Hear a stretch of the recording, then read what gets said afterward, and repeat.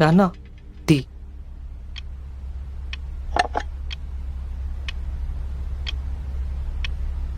మీ స్కూల్లో ఆడపిల్లలు ఉన్నారా?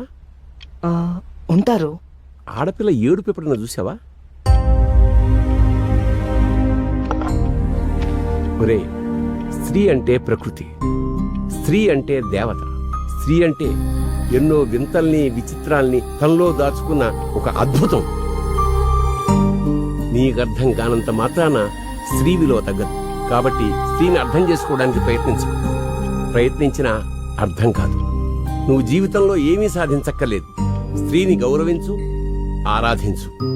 నీ జీవితంలోకి సంతోషం తనంతట తానే వచ్చి చేరుతుంది. స్త్రీని ఎప్పుడూ అవహేళన చేస్తే సర్వనాశనం అయిపోతాం. మళ్ళీ చెప్తున్నా, స్త్రీ అంటే ప్రకృతి. ప్రకృతిని అవమానిస్తే ప్రళయం సంభవిస్తుంది. జాగ్రత్త.